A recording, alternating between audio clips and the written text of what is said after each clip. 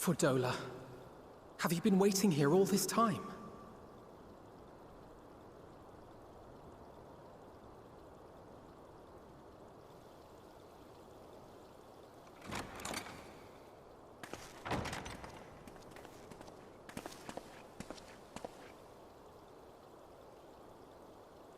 We have done what we can.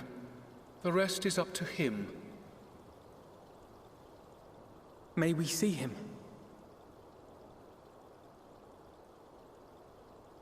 I do not think that wise. You must let him sleep.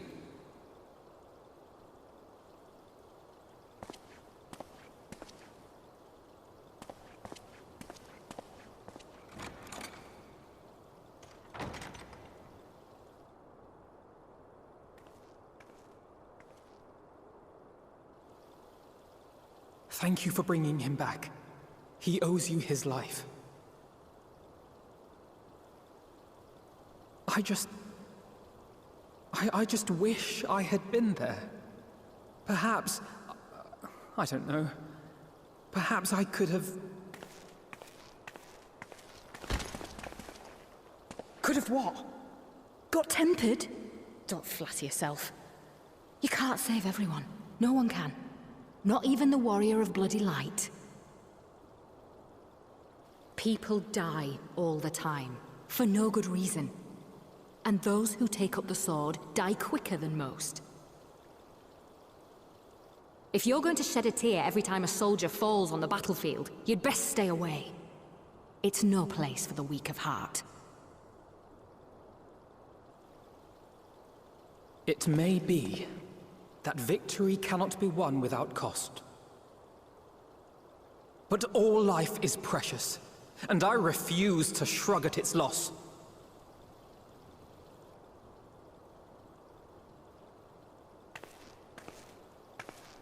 All life is precious! Oh, you need to grow up, little man. Before your sparkling ideals get everyone killed.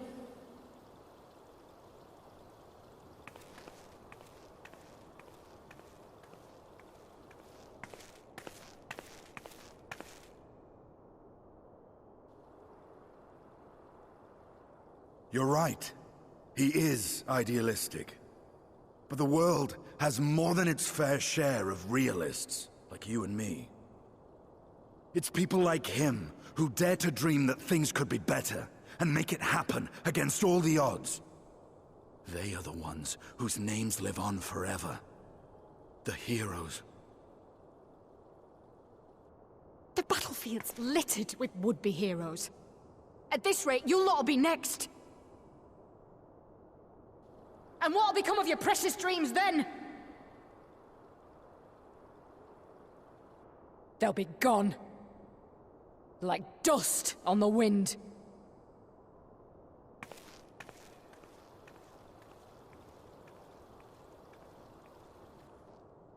Dreams worth fighting for don't die so easily.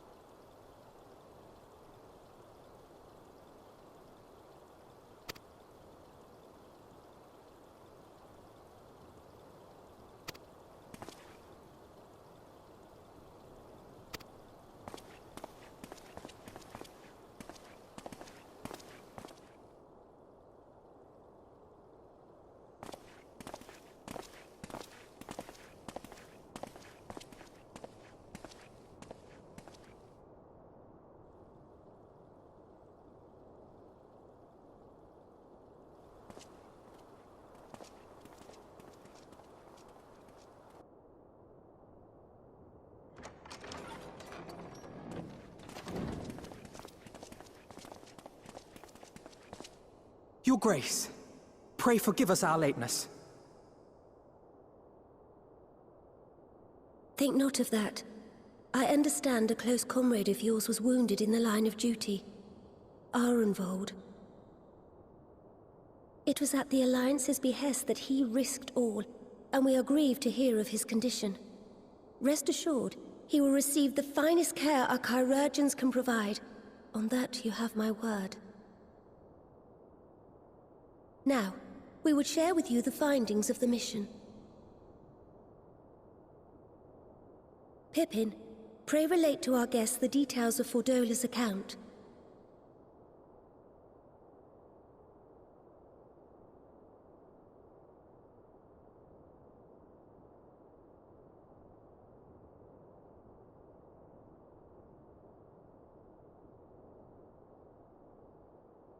First Bahamut, now Ifrit. Or Lunar Ifrit, as Fan Daniel would doubtless have it. 'Tis now all but certain that the towers were conceived to facilitate the summoning of primals by those imprisoned within. Less certain is the means by which the Telophoroi constrain the wills of said entities to enact their designs in defiance of the pleas of their victims. Mayhap they do not. If mere proximity to the towers is enough to make loyal servants of the Empire's mortal enemies, it stands to reason that the same is true for those held captive. They invoke their gods for the good of Garlemald, and in their disturbed state of mind, summon a primal whose form reflects their own alteration. It all begins to make sense. Upon closer inspection, I realized that the towers bear a striking resemblance to a much larger structure which Urianger and I observed from afar during our visit to the Imperial capital. Assuming it too is capable of tempering those in its immediate vicinity, it would go some way to explain the swiftness with which the Telophoroi managed to rally so many Imperials to their cause.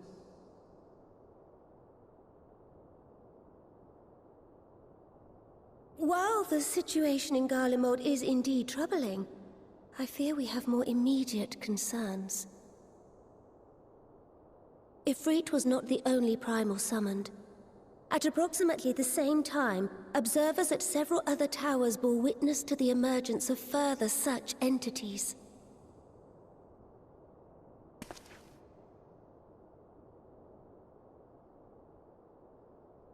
For a blessing, none appear to wield aught approaching the destructive power of Bahamut, and the Grand Companies are moving to deal with the threat even as we speak.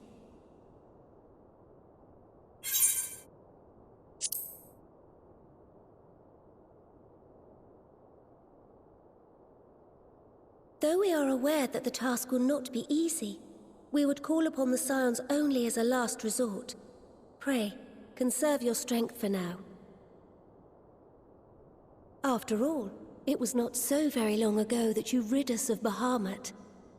On which note, I am pleased to report that our talks with the Amalja have reached an agreeable conclusion.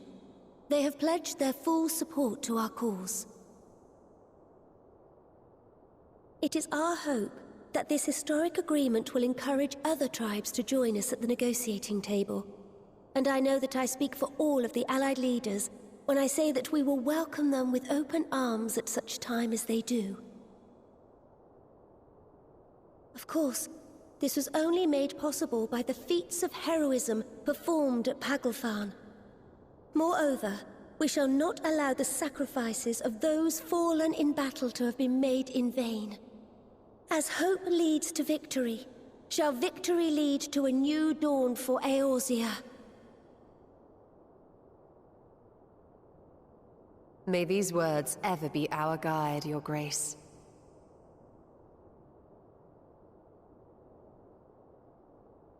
Now, if you will forgive me, I must consult with the Syndicate on the matter of our new allies' integration. Till next we meet, my friends, I bid you safe travels and blessed respite.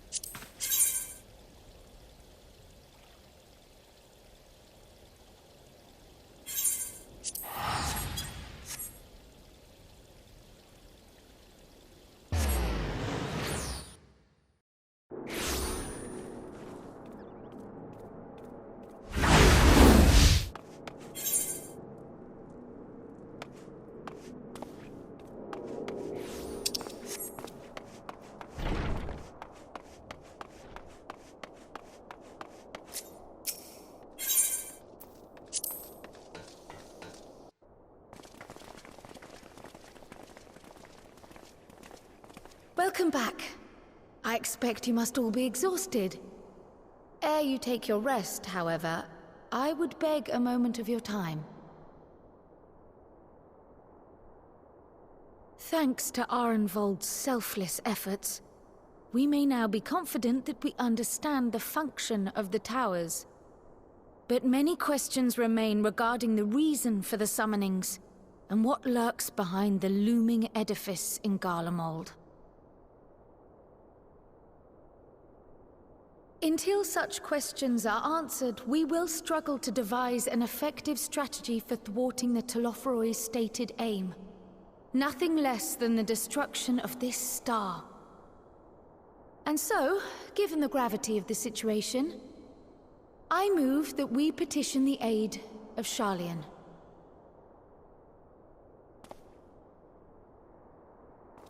'Tis possible the ancient knowledge preserved within our archives may hide a clue to our enemy's methods. But given Sharlayan's established policy of non-intervention, our former colleagues are not like to aid us in its discovery. Oh, I well remember what they're like. The Forum's barefaced refusal to assist you in the days prior to the calamity must rank as Sharlayan's most shameful act since the Exodus. But were the final days to be reenacted, it would spell doom for us all. Surely even they cannot turn a blind eye to that. I trust we are all of the same mind on this matter. Urgent as it seemed, I took the liberty of petitioning the Alliance for leave to act as Eorzea's emissary, and have since received their blessing. I presume your role as a student of Baldessian will carry some weight with the Forum? One can but hope. If truth be told, our organization has been a shadow of its former self ever since the disappearance of the Isle of Val. But the name does still retain some degree of prestige. I only pray it will be enough. If there are no objections, I shall depart for Sharlayan at once. But before I do, I should also mention the other matter to which I would devote some time during my stay. After hearing what transpired in the first, I began to question the true nature of Hydaelyn's blessing, a topic I have discussed at some length with Y'shtola. We were wondering, when was the last time Hydaelyn spoke to you directly?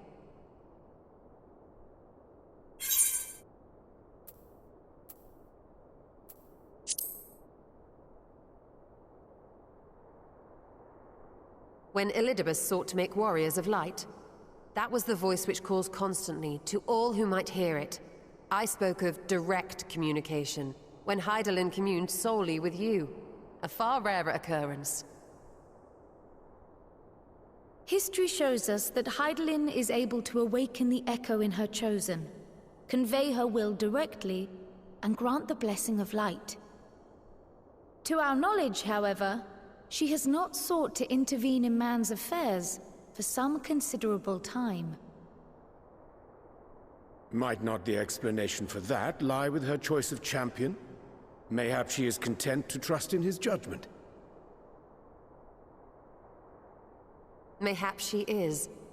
But following my initial discussion with Kryl, I made inquiries of my own, and as far as I am able to tell, Hydaelyn has not made her will known to anyone.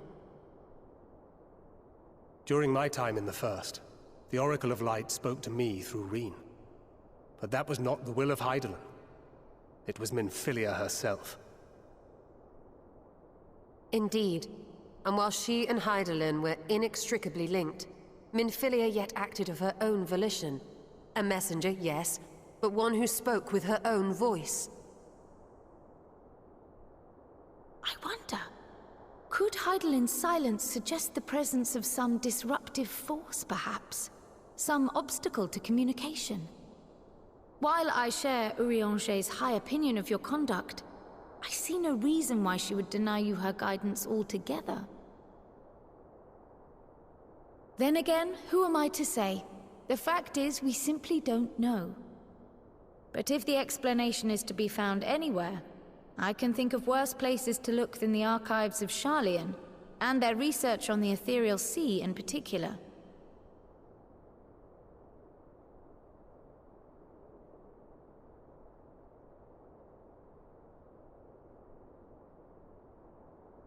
Resolved though I am to go, believe me when I say that I take no pleasure in the thought of leaving you a member short. Now of all times.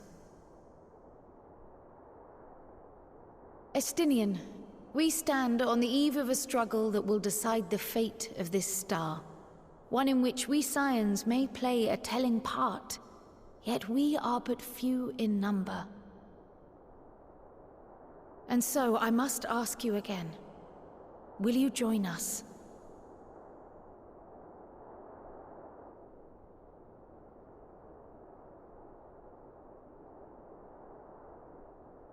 You see the world the way you want it to be. I see the world the way it is. You are idealistic to a fault. But I know you would never turn your back on those in need. Never close your eyes to their suffering. And somehow, your deeds lend truth to your words, giving the lie to my doubts in so doing. I have seen others draw strength from your belief. In Ishgard, in Alamigo. You inspired them to stand up and fight. To win, no less. And even when you lost those you held dear, you carried their spirit with you, and made their memory your guiding light. The burden of so many hopes and dreams would be too heavy for most to bear.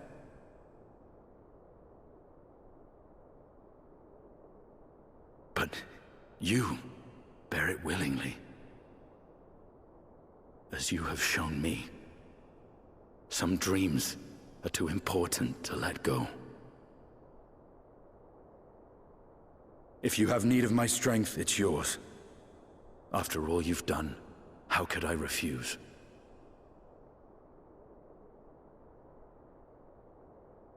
Thank you, Estinian. Whatever challenges await us, I shall not falter. You have my word.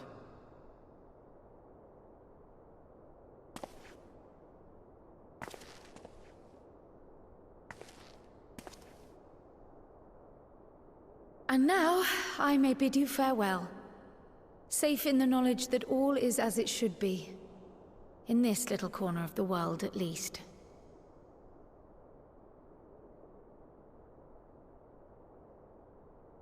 You will be sorely missed. Tread warily in Sharlayan, and do try not to let the Forum embroil you in their politics. A forlorn hope, I know, given the individuals involved. I shall do my very best. Farewell.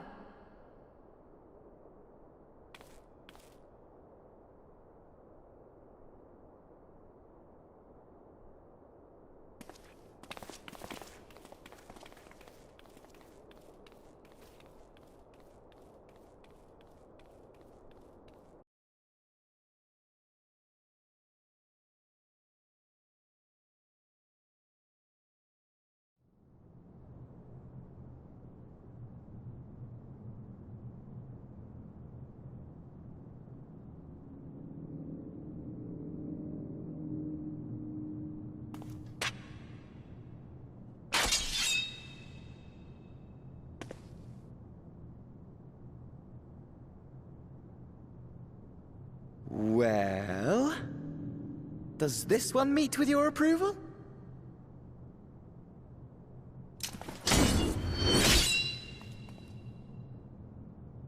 Apparently not. Or could it be that you're still upset about the dragons?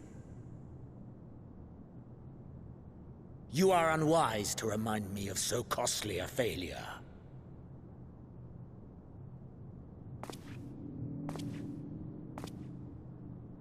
It will not affect our plans, I trust. Oh, hardly at all.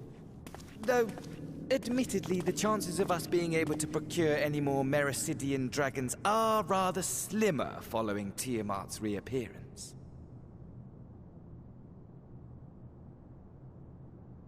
Oh, but the seeds have been sown, my lord! We have only to wait for them to quicken!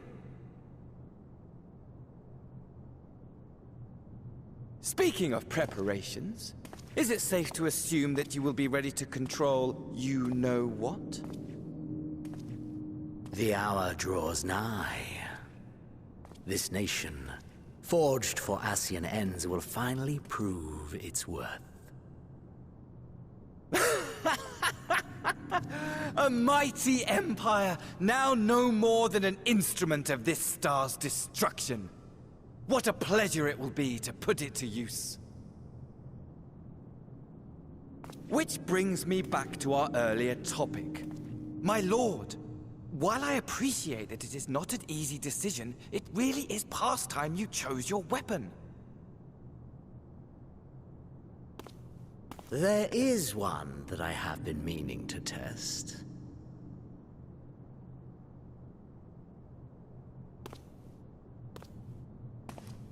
Well, well, not quite what I was expecting, though I will say, it does seem rather apt.